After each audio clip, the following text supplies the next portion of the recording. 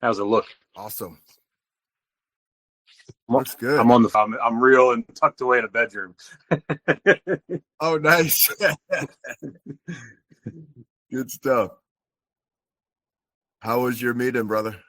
It was good, man. Yeah, things are good. I'm actually doing a bit of rallying right now, interviewing hemp THC beverage founders on the Ready to Drink podcast in relation to all the law changes and stuff like that. So doing a little bit of advocacy work out there to get their stories out. Nice. Yeah. That's good.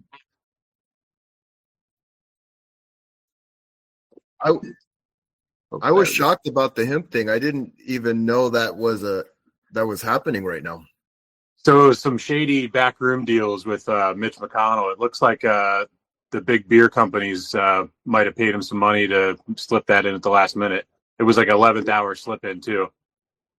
Like, think about it. It has nothing to do with the budget of reopening the government, and then they slip that in like in the 11th hour.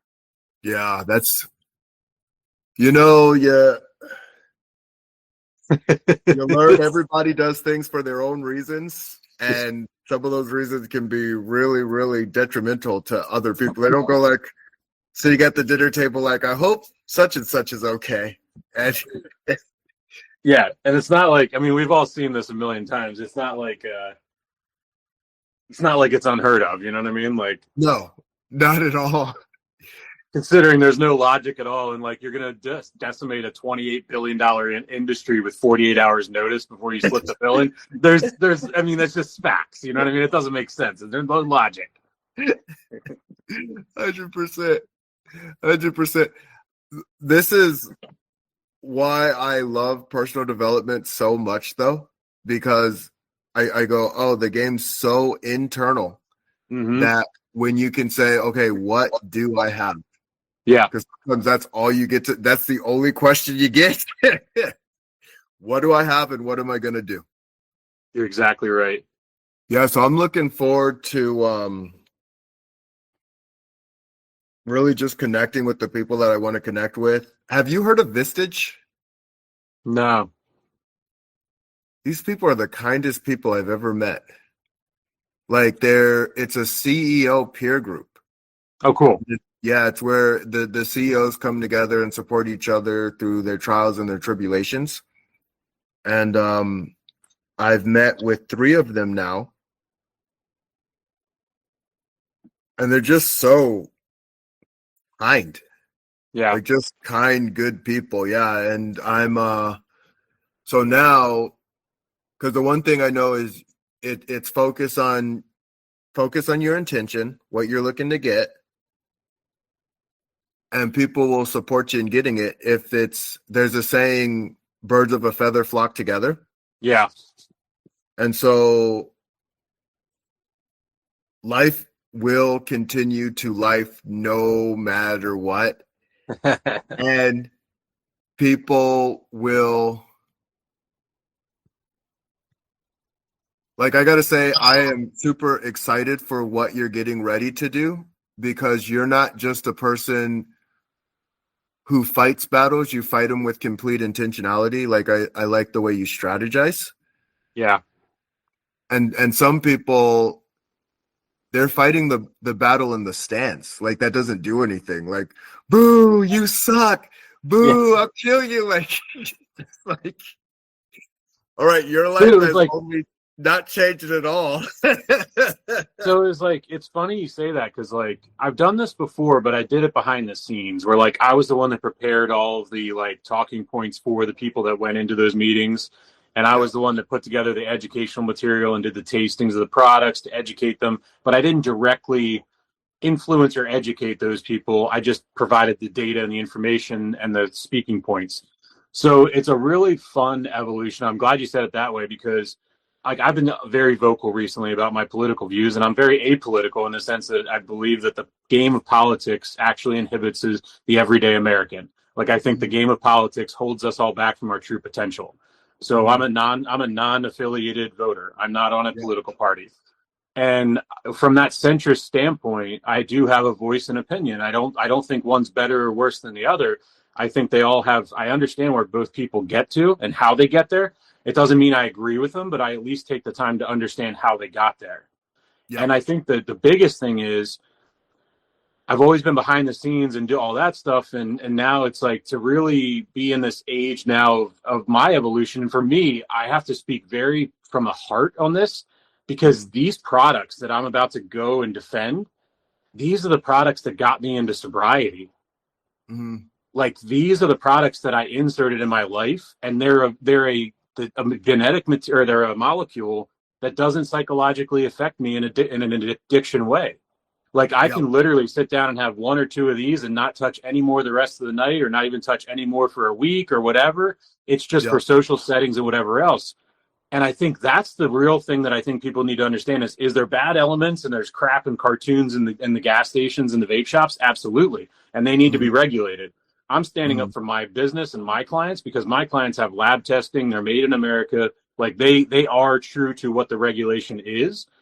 And they serve not only a fun aspect for people, but they serve a viable tool to other people too. Like a lot of people don't think about that when you just want to get sober from alcohol or anything, there needs to be a bridge. Like people go cold, it's very rare that somebody goes cold turkey, like Mm-hmm. truly just like cold turkey without any bridge, any medication, any tools. And that's a story that I think that the people don't understand. And the next part that's really going to get you is listen to this scenario.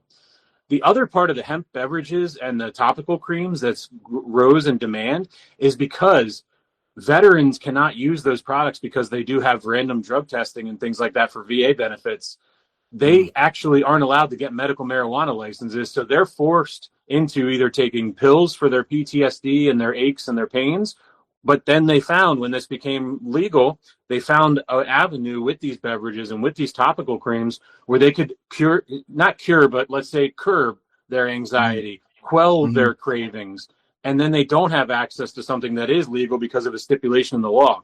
And it's really funny also that the government wanted to be like, oh, it's for the safety of children. But there's a 365-day ban until the ban happens where it's time to build regulation. Well, you just proved right there it's not about the safety of the children if you can wait another year. Really, Yep. what it is it's regulatory. And here's the kicker, Clifford. And this is because I've worked 21 years in the alcohol industry and I've worked the last 7 in the cannabis industry. What just happened was all the big breweries and the big soda companies and the big water companies realize that you're not going to quell that American demand that just has existed for the last 7 or 8 years with the hemp beverages. And Mm-hmm. now you want to own it. So what do you do when you need to own it? You Yep. lobby, you pass legislation to choke the industry, drive down the valuation of the brands. Then you acquire those brands to position yourself in the industry. And then you get legislation passed within the 365-day period. And all of a sudden, you're now the king of alcohol and soda and water. And Mm-hmm. now you're the king of THC. Yep. That's not Yeah. a conspiracy theory. That's how this stuff works with corporations. Because if they truly cared about the safety of children and wanted to regulate this and they wanted to ban this, they would have done it effective immediately, not 365 days from now. They wanted Mm-hmm. all the corporations to get their ducks in a row to really regulate this the right way and position themselves ahead of the curve. Yeah. Yeah. And Sorry, I'm so passionate about this. Like it's please don't not apologize for your passion. I actually, like, I'm a really big believer and component on when we can take our passion and then we can condense our passion down yeah, where we can drop it into other people. Because what I've learned is you got to get so fucking good at the game, like great at it. And the game is not this, it's got to be shady. It's got to be, no, it can be clean, pure, and ethical yep, and intentional. And as I've gone through my journey, I go, okay, when I can take that passion and condense it and find my people, my followers, scares people. Scares corporations. Like, it was cool watching when corporations shake, you get a little bit like, oh shit, they're under us. Like, I'm like, yes, yeah, yeah. I mean, I'm excited, man, because here's the other thing. On Monday and Tuesday, we're not just meeting with lawmakers in the state capitol. We're meeting with the beer trade organizations. So all the statewide organizations for the bars and restaurants and the breweries and the beer retailers. So we're going right with them and sitting Mhm. down with them. And I'm uniquely positioned because of my dual experience that I can really bridge this conversation and show people how similar everybody is and how everybody can grow together. And I think Yeah. that's what I feel compelled with. And I compelled is really the word, is that Mhm. I have a unique experience that I've worked in both industries that I feel like I can bridge some conversations and some understandings. Yeah. That's absolutely awesome. I'm gonna remind me, there's a woman that may be a great connection for you. And just super heart-centered individual. I gotta actually invite her into the podcast. I didn't even think about that. Yeah. Super heart-centered, powerhouse of a woman, speaker in the hemp industry as Nice. well. And Oh, yeah, you know, let her know that she should come on here.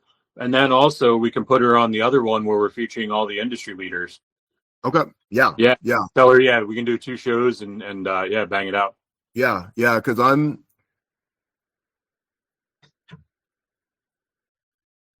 since our mind focuses on what we focus on, I go, okay, what do I have? The fact that we even have a podcast to be able to share our message in the way that we want to share our message, that's powerful. Yeah. Right. And then it's like, okay, the playing field is more equal than we think. It always is. It's just our brains love going after like it's fucked up. Like, yeah, it is. Like, okay, what are you gonna do about it? What do you got? And here's the other thing is, I mean, this is a great evolution for the show and for our audience is we're not just floating heads behind a screen and just preaching what we think. Like Yeah, starting Monday here, I'm going right, I'm rolling up my sleeves and I'm marching right up to the state capitol and I'm defending my industry and my business and all the communities that are affected by it. And so yeah. I want people to also understand that we don't just sit here and spew shit out of our ass.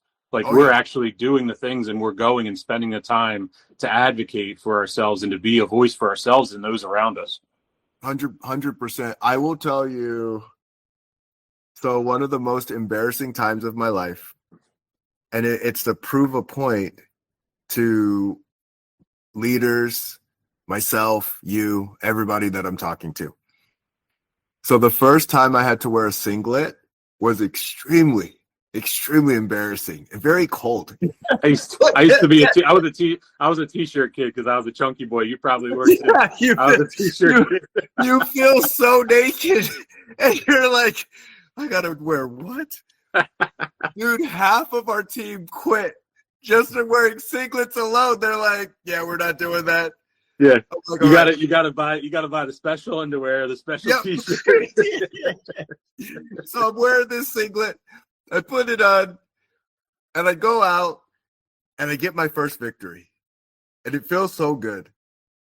Just to and you go through something, and you don't know what you're becoming when you're going through it, because once you go through it, you become a different person. Like you literally have a transformation through that process.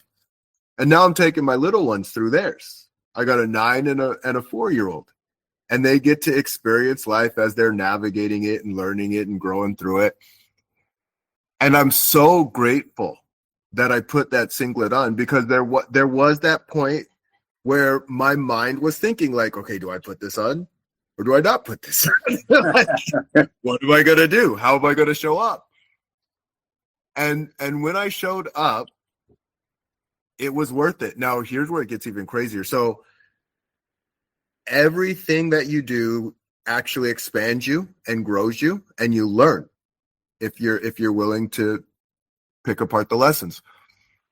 So I'm navigating this entrepreneurial journey, going through my process, and I end up finding a guy. He's an NLP specialist. Now, NLP, neuro linguistic programming, powerhouse of an individual, and he's teaching me something that's so damn cool. Like I had awareness around it and I was learning it. Like I have my dark side, I have my light side. And I actually wanted to like crush my dark side. Like I'm like, okay, if I kill this side of me and then the light side of me just does its thing, then I'm good. And he says it's two sides protecting the wholeness of the individual, and they pull against each other. And he goes, when you get them aligning and going forward towards the mission, towards the goal, towards the creation, towards the leadership, you supercharge everything that you're going after. Hmm. And I say it was something that I was starting to get because I'm all about reflecting. I'm all about reflecting because I had a lot of trauma at a really young age. So I'm like, oh crap, I gotta look within. Like, holy crap, what do I got? And so I'm going through this process and I'm listening to this guy and I go, holy crap, this game's an internal game. Like, it's fully internal. It's 100% internal. And when it came to ownership, one thing that I actually had to learn, because I love people so much, I want to see people win so badly, that I actually learned there's times I want to see them win more than they want to see themselves win. I'm like, all right. So when a person says, and this is crazy, I'm going to give 150%, you actually can only give 100%. But it will feel like you're giving 150% if you're giving 100 and someone else is giving 50. Mm-hmm. And so you're going like, I'm going to make this work. I'm going to figure this out. I go, holy crap. No more. I finally had to say no more. And I had to say, I got to put my singlet on and let everyone else put their singlet on and get on the mat and do what they want to do and create the journey they want to create. So to all you amazing leaders, I just want to share with all of you, myself included, because I'm never just talking to you. I'm talking to me too. If you want something, go get it. Go after it. Go speak it out. And Nate, I'm proud of you, my brother. And I know you're proud of yourself. You should be, because you're going to do that in real time. Like, you're going out to do what you're like, no, this isn't right. This is what I'm doing. And this is what I'm going to stand for. It's kind of like what we were talking about on the phone before earlier today. It's like every good man feels like protective of their children and protective of their family and their spouse and whatever.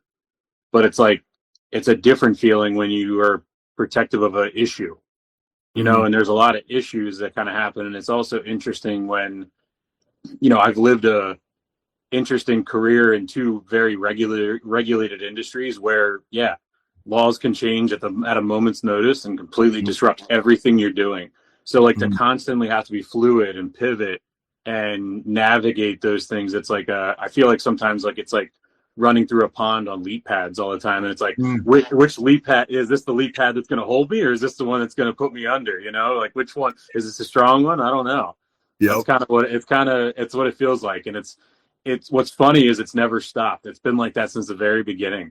Helping craft breweries do the same thing 15 years ago, navigating and fighting against big beer at that time to get their place on the shelf, and all kinds of shady things that were going on then as well. So it's like it's a constant evolution of battling for yourself and your voice and your place in the world of that world. Yep. Well, what's so cool too, I have created a formula called impact. And I'm looking back at my journey and I'm realizing there's so many learning lessons through the game. Like, what's really cool about this, like, we can even take this in an entrepreneurial world. As you're jumping on the lily pads, like, yeah, some of them are going to take you under. Some of them are like, oh, that one's sturdy, that one's sturdy, that one's sturdy. And you're literally learning which ones are sturdy and which ones are not. And what's interesting, I go, oh my goodness, you can focus on getting yourself really good at the game, or you can help others get good at the game. And in helping them get good, you get good. You get better. Because when you start check marking those lily pads and say like, okay, this one's good, this one's good, this one's good, this one's not so good, this one totally sucks, avoid this one. And I intentionally use the lily pad as an example because sometimes people use the landmines as an example. Yeah. And landmines gives that tone that it's over if you step on the wrong one. And that's what I think a lot of people in business feel like, where they're like, if you make one mistake or you had one business that crashed and you lost a lot of money, then it must not have been, you must not be cut out for business. And it's Yep. like, that's just like the worst mentality in the world. So it's like, I keep it as lily pads because it's just water in the grand scheme of your life. Like it's Yep. just some damp clothes. It's nothing that some sunlight wouldn't dry out. I like that. I really do like that because I have heard it as landmines before. Yeah. And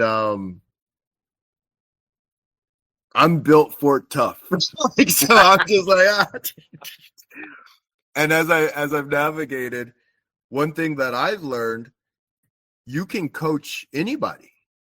Because some people just aren't built the same way that I'm built. I'm literally built that way. Like I'm built, I'm gonna go after what I want and I'm gonna get it no matter effing what. And then there's some people who are like, if the wind blows one way wrong, I'm not doing this anymore. So like I'm completely out. And because I bring up the word kindness, I think it's such a powerful word. I think it's such a powerful word. I've taken people that people wouldn't even give a chance to, and I'm not going to say we molded them because they do have to have their stake in it too. But a person just needs someone to believe in them more than they believe in themselves. Like I actually see this consistently. And what's even more interesting, it was crazy.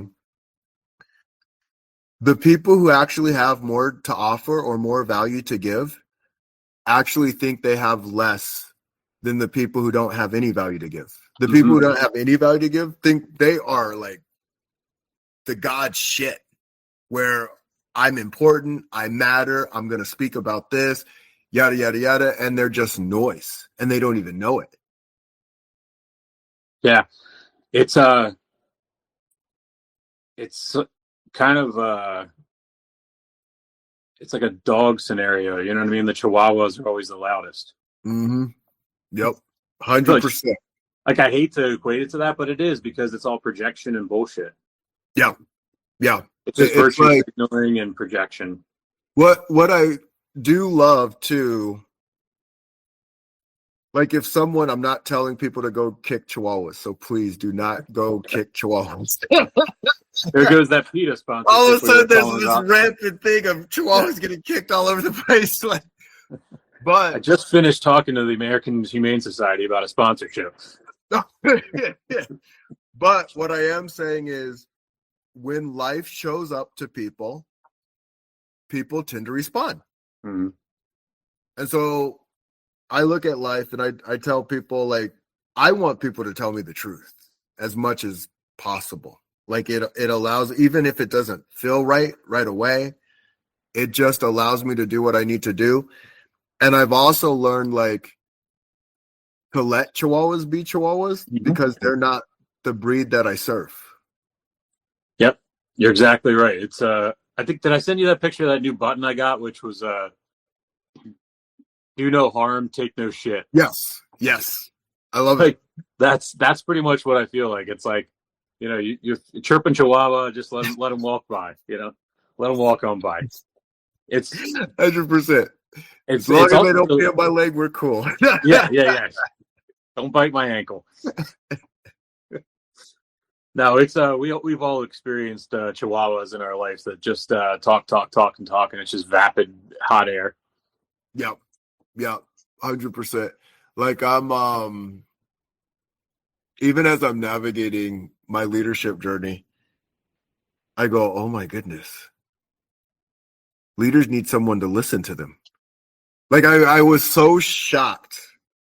Like that was what they would need because people listen to them, but they listen to them because of what they're bringing to them. They don't actually listen to them as a human being. And I'm like, wow, they don't get that at all. And I would have never guessed that. I actually didn't even know I was going to work with leaders when I first started. Did I ever tell you I went to an anxiety group on like this was on Facebook. And I went to the group and I tried serving people in that group. It was funny. what a learning lesson that was. Like, I'm like, all right, you're going to go into your greatest life. You're going to do amazing things. You're going to create impact. And when I realized they just wanted to be able to get through the front door, like I was like, oh, okay, that's not what I was expecting. And it's no judgment, no shame, no anything on anybody, just because I actually supported some of them in going through the front door. I'm like, oh, okay, well, if I can help you with that. But what I've learned as I've navigated this, you really get to learn who you are when you look at, like, okay, who do I serve? Why do I serve them? What do I serve them for? How am I showing up? And then Socrates says, know thyself, which is, to me, one of the most powerful quotes ever. Know thyself. Because when you know yourself, you know where to position yourself. And you know how to figure out how to win. And now I actually want to share something with you. This is interesting. I didn't even know this was going to go here. One thing about me, I love being the underdog. I love it. And the other thing about me, it would scare me and has scared me to be the guy who's fighting the underdog. He's always got more to lose, man. Yeah, because I was like, oh my goodness. And it happened to me in my fight career where I was like, I had everything. I was the guy who was supposed to win. I was supposed to show up. And this might be a cool conversation for everybody. Hopefully everybody finds value out of it. Dude, I had such a headache. I had trouble sleeping. It wasn't like me. I'm like, what in the heck's going on? And I'm freaking out. And I get into the fight and I end up crushing the guy. But I realized, like, I put so much pressure on myself. And then the other crazy thing that I realized was the people who love me are still going to love me. And the people who hate me are still going to hate me. Like that, in the grand scheme of things, that match did mean much, but it meant everything to me in that moment. And I go, wow, being human is something else. And there's two things to that. One is, if you really start to layer that onion out, did that match really mean anything to you, or did it matter how everybody was going to react to the outcome of that match? So it was irrelevant to you, but it was the public reaction you were worried about. Yeah, absolutely. Like seeing people talking about how you're done, you suck, you lost to such and such. Yeah, that is it. It's like it's an internal world and an external world. They both work hand in hand. And you think about it, like what you're talking about with the anxiety group too, like when you said about the getting out the door thing. It's something we touch on very lightly in this, but I think it's a good part of the conversation is we talk a little bit about, the people starting businesses and how that's like a big hurdle. And then we talk about, you going from amateur to UFC in 10 months. But one of the things that I think we have to realize as well is what we talk about is it's about what it is, the way you see the world. So in the energy and the stress and the anxiety that somebody might have to getting out the door, if they're agoraphobic or whatever it is, or they're antisocial or an introvert, that energy that they expend doing that sometimes is the equivalent of the energy you expended getting through the UFC stuff when it comes to the mental struggle that's going on. And I think what I want people to take away from this is that it's really about that more so than the physical a lot of times, because if you can't get past the mental, then the physical doesn't even come into play. So it's like that's where the catalyst is, and that's where the off and on switch is. That's where people either burn out and die and just disappear, or they continue to persevere. And I think that's the most important part that we overlook. Because in my mind, like there used to be a time in my life when I wasn't as confident and I didn't have, an understanding of the world in a way where you and I would meet and I would be like, oh, I could never be Clifford, because I could never do that. But over time and in the past couple of years, it's like, no. anybody can do remotely anything they want. Now, obviously, access is a different thing. You know what I mean? Like, you have to have timing, you have to have different things, you have to know the right people for certain types of elevations. But when it comes to just achieving a project or a goal, or like we talk about mowing the backyard you've been ignoring for years, just that switch in your head to take something that you've procrastinated on or you didn't believe that you could, and turning the switch mentally to believing you can, that's a lot of what the battle is. The rest falls into place when that is your guiding light. That's huge. Yeah, absolutely. And wow, that's really cool because I'm looking back at that kid putting a singlet on, and you can snuffle it, like the external world can snuffle it too, and say like, hey kid, why are you putting a singlet on? Can't you see everybody can see your pecker and it's kind of small? Like, oh god, no, I'm never gonna do that. Or be like, yeah, put the singlet on, you're gonna be amazing, I've seen you wrestle, I've seen you practice, you look great, this is gonna be awesome. And so your mind's gonna really take on that external world. And that's where I go back to know that everything you do matters. Everything. Even if you believe in yourself or don't believe in yourself, both matter. Let me go back to the singlet with myself. I Mm, became a really good wrestler and a really good leader when I took the t-shirt off from underneath my singlet. And it wasn't because mm, of the work that I did. It was because of the mental shift that I did by actually taking off that armor and being like, this mm. is my body. I don't give a shit what you think about it because I'm here to do what I like to do. Yeah. I Yeah. never thought Yeah. about it that way until this conversation right now. And I have chills all over my body as I never thought about that as the catalyst moment. Yeah. Yeah. That's so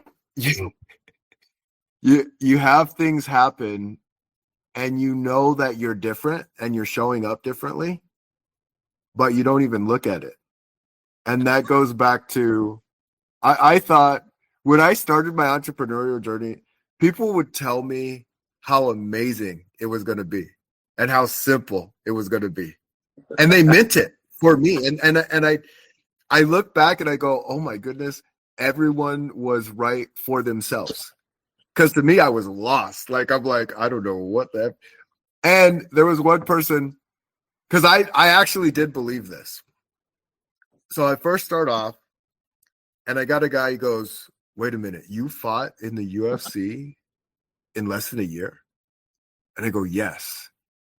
He goes, do you have all of that documented? Like, do you have like your whole process and everything? I go, like 98%. What I didn't know was it was all in my head. And that doesn't really matter. It wasn't documented in the way that he was talking about documented. It was all in here. And I look back at that and go, oh my goodness, like that person who just started, he was being in his integrity. Like he really believed that. Like, I guess there's a chihuahua in all of us. And we all got to get some of our chihuahua kicked out of us. I don't know. But it's one of those things you're always learning, growing, figuring things out. And I look back, I go, wow, I didn't even have like 0.1% of it documented by any means. It's a little bit of Chihuahua and a little bit of what us entrepreneurs do, which is agree and figure it out later.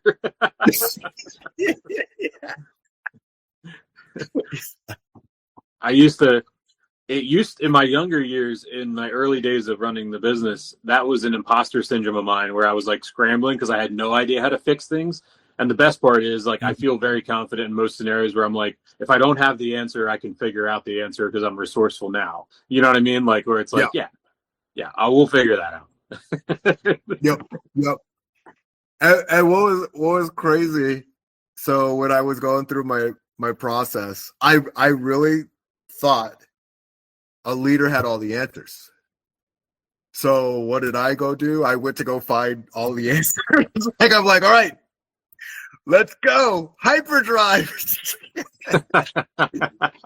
and and I'm like, crap, I can't find them all. Like I can't find them all. I do a mastermind, And I learned a lot in that mastermind. I also learned, it was funny. It's like me and two other white belts, and everyone else is black belts and brown belts. And they're just kicking the shit out of us white belts. And what was funny, someone I'm actually coaching a fellow white belt. So we're moving up as we're navigating this, but I'm coaching her, and she told me, she goes, your ability to stand up to people, like even if you don't know how to, like that just inspired me.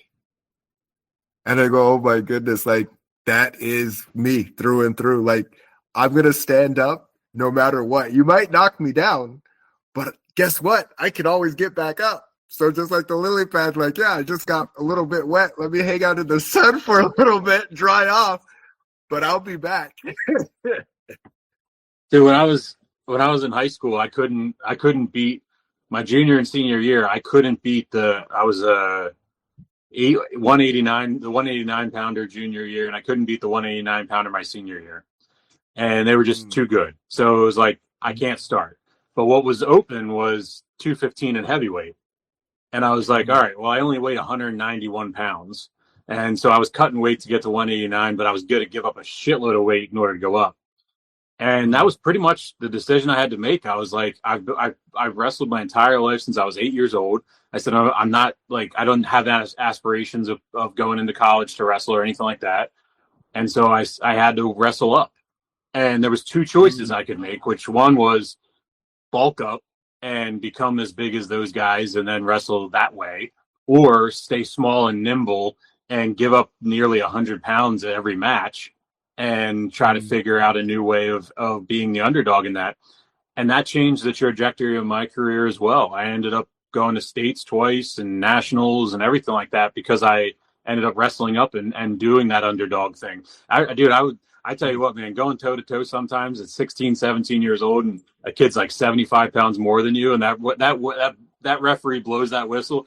And I'll tell you one time, I think I might've told this story before a long time ago, but it was in my junior year at states in the finals. And I go in on this guy that I've been wrestling before and I beat him plenty of times.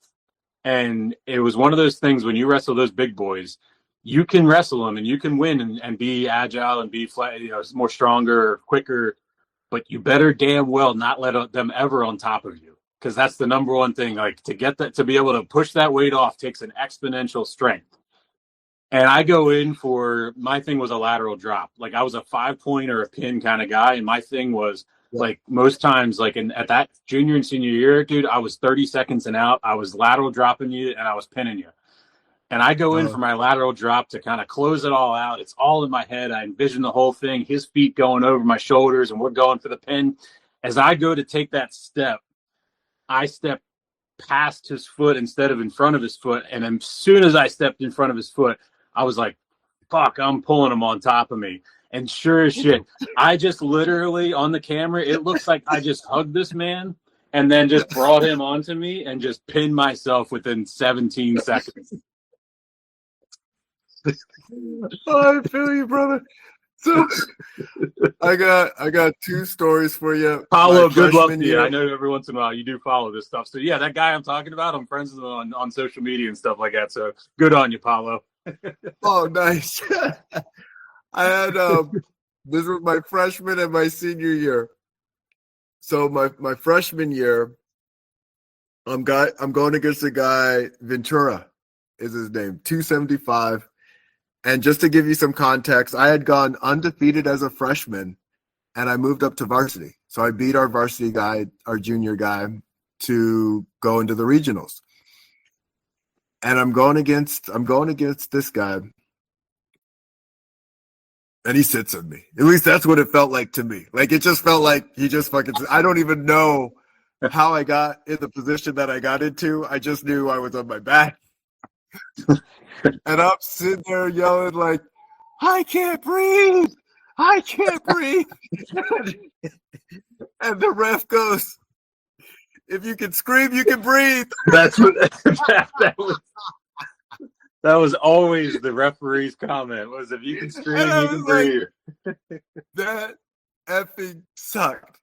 Because to me, I really felt like I couldn't breathe. I thought I was going to die. At least that's what it felt like as a freshman kid going against a guy who's got 100 pounds on you. So You know, fast forward my senior year comes up, and I'm going against a guy that I should dead to rights. I've beaten him like 4 times this year.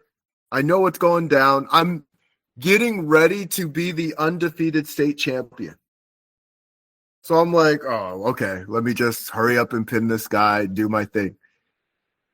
He lateral throws me. I'm in the air going like, fuck.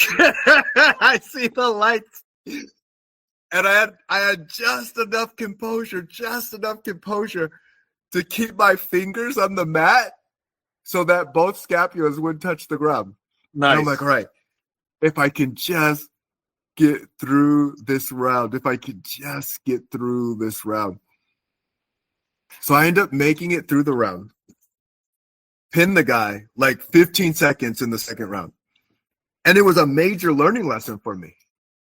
Everyone always has a chance. Always. Don't let your finger off the trigger.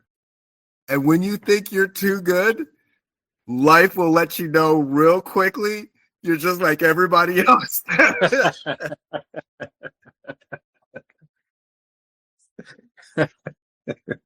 And the cool thing, what I love to say to people, to my entrepreneurs, to my leaders, you don't have to lose to get the lesson. Mm-hmm. Like I won, and I realized like I fucked up. Like that was on me. And I could have lost it all.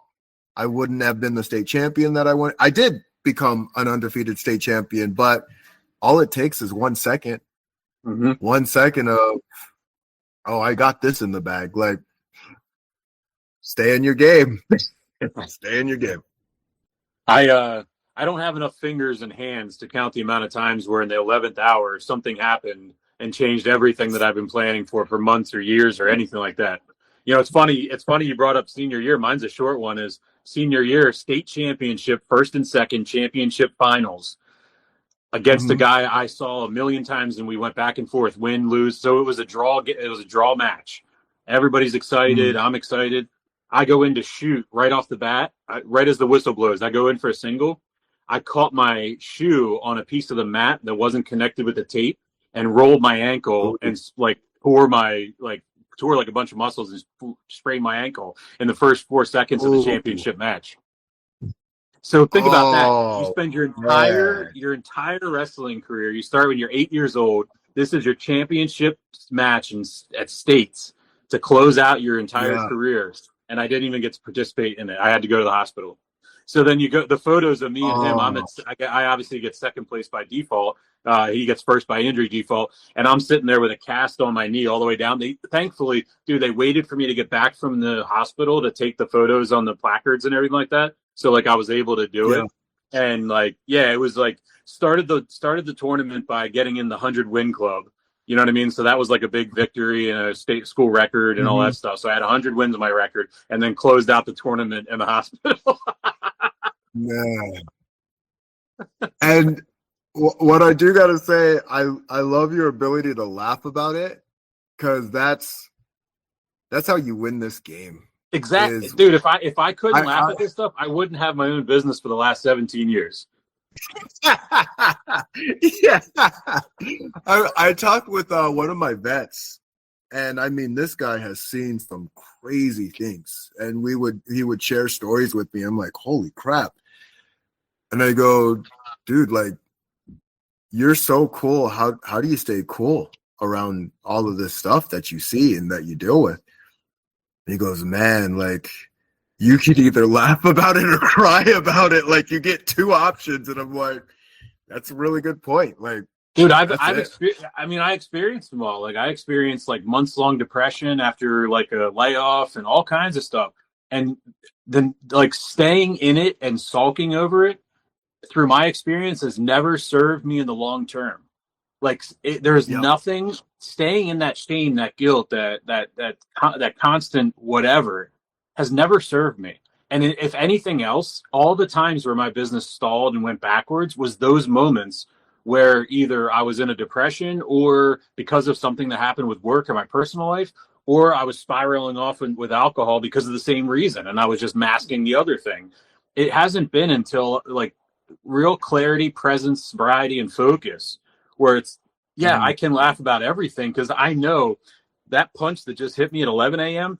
I got to laugh it off because there's going to be another one at 4 p.m. and I got to be ready for that one. You know what I mean? And then I got to run that one off because at 7 a.m. there's going to be a fire drill, so I got to get my fireman's hat on, tomorrow morning. So it's like you don't have Yep. time, and it's not a panicky thing. I don't say that in a way where it's like I'm so busy I can't focus. No, that's not what I mean. It's like process, Mhm. deal with it, process, deal with it. Yep. There, it's just you have to keep pushing stuff away. And I know we've talked about it a lot, but it's a very stoic thing. It's a very evolution of my life where it goes into more of a stoicism. It goes more with the let it go theory, where it's like, it's just, I don't have time for it. And it's not that I don't have time for you and I don't care about you. It's that if you're not, I'm running on a highway every day. I will champion Mhm. everyone that wants to run next to me in that lane. But if you're sitting on the Mhm. bleachers, I'm not going to stop running anymore and stop and try to encourage you to come. Like like there's no time for that. Yep. No, I Like I'm love going to that. encourage you once or twice. Let me rephrase. I will always encourage people to Yep. get off the bench. I'll encourage you once or twice, but I'm not going to give up the race and spend my day trying to convince you to join the race. Yeah. No, I hear you. Well, here's what's cool, because since life's a game of figuring out opportunities, solutions, I go, okay, what can I give people? Right? Like my mission's to serve 1 billion people. And I realized, I'm like, holy crap, I can't do it by myself. It's just, there's no way. And in realizing that, I go, okay, well, what do I have? What can I give someone? I don't know. Have you written a book yet? No, I've actually thought about it a lot lately. Is beginning to like chronologically like put a document together with all the years of my life, and then just casually begin to insert stories, and then kind of start Okay. there and kind of build it out. Okay.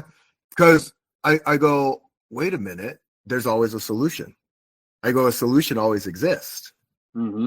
And so I said, I'm with you on that. Like, I'm not gonna sit on the bleachers and tell someone they can get in the game and not be in the game. But I also go, okay, what can I do for someone who wants to get in the game? Mm-hmm. Like, how could I show up? What could I do? And then I ended up writing a book. And I didn't even realize the book was going to be as impactful as it was. Like I took a lot of energy and depth into putting the book together, but you don't know what it's Mm-hmm. going to produce. And when people, I love your book, it's like having my own personal Cliff in my pocket. Like, it's the greatest thing. I'm like, that's awesome. That's what I wanted. But now someone that I don't even know can buy the book and get the lessons. And what was cool, I actually do have reviews of people. It's really cool. People I don't even know writing heartfelt reviews off of the book. And so I go, oh my goodness, I can be anywhere. I just have to ask the right questions. It's always about the right questions. I look at Freddie Roach, who trained Manny Pacquiao, one of the greatest boxers ever. And I look back at his journey, and he was a boxer. He was a professional boxer. And he ended up getting the Parkinson's, so he couldn't move the same way. And he went through his process, and he became one of the best coaches on the planet. So I actually ask people, okay, what do you want in your life? And usually when they tell you, they're not that far away from it. They're Mm-hmm. usually not that away from it.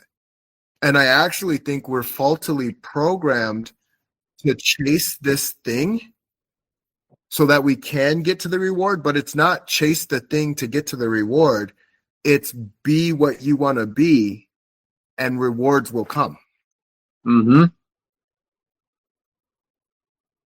And that's like one of the most powerful things I could share with entrepreneurs, business people, athletes, people looking to live the life they want to live, family members, fathers, mothers, kids. Go after what you want. Be intentional with what you want to be, and your rewards will come to you. It's not the other way around. We have to realize that like the world is made up of magnets and magnetic energies and all this stuff. We have to realize that we are also components of those magnets. And if we sit here and we hide in a mask, and I'm speaking from a place of I did live a masked life, you know what I mean? And it's one of those things where now things have come to me organically that I never looked out for before because of the fact that I'm living in my true self. I'm living in my purpose, and I'm so transparent that no one is confused when I don't agree with them, or no one is confused when I don't connect with them, because they can look me up and they can see things about me and they can know what's going on. What I think more people need to understand is you don't have to document, you don't have to have a podcast, but if you live your life putting out what you actually fucking believe in, you'll attract those people that actually see that, just like moths on a freaking light. You know what I mean? Like, it's like we're that simple, and it is that simple. Like, we sit around and we say, oh, this didn't happen this way, that didn't happen that way. But you try to adapt to every trend, and you try to adapt to what those people wanted to hear. So you sent out confusing messages. Therefore, you got a mixed bag of everything. But if you're putting out exactly what you are at your core, it's easy to filter. And I say this a lot, but I credit you for that, man. You really, like a year and a half ago or whatever, you really pivoted that for me, where it was like, stay there, be yourself, regardless of what they think. And that, yeah, it filtered out everything, and almost nearly immediately in the first 30 days. Yeah. And thank you for sharing that. What I noticed, and I was shocked, because I like discovering things. I like understanding things. I like figuring things out. And there's people who do have a lot of money and they hate life, like a ton. And they hate life. And I go, how did that happen? Like, how did they get in that position? And it goes straight back to what we were talking about, the internal world and the external world, and having them align and basically ducktail over each other. If you're not aligned internally with what you're putting out externally, you can get all the rewards, and then you feel stuck because now you have all these rewards and it's not even who you are or what you stand for. And I see it.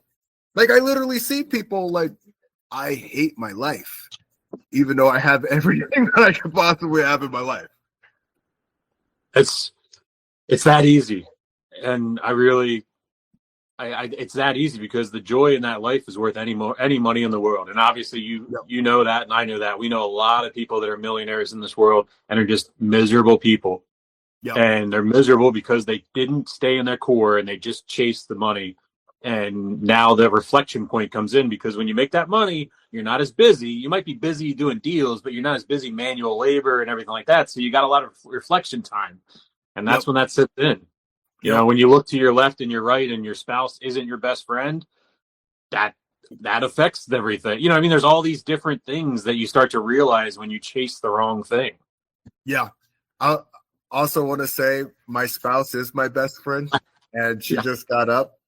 And what's even cooler, she's a rebel like me.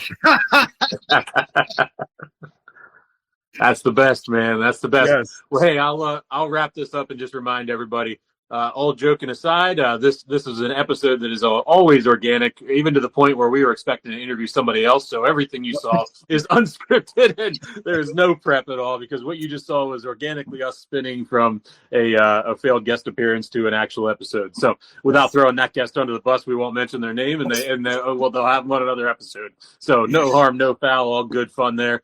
But I remind everybody, there's no script. This is the realest thing on the internet. There is no influence of anything we're doing. We want everybody. I'll let you close out here, Clifford. But my last thing here is, please walk around with your head up, look a stranger in the eye, say hello. It doesn't cost anything to be a good person. Hey, amen. Thank you, Nate, as always. Everyone who listened this far, thank you so much. If you like something, please let us know. If you hated something, please let us know. And me and him met on LinkedIn. So if you ever want to connect with us on LinkedIn. Come say what's up. Thank you. Absolutely. Hey, you have a great day, buddy. I'm my brother. You do the same. Take care. All right, take care, man.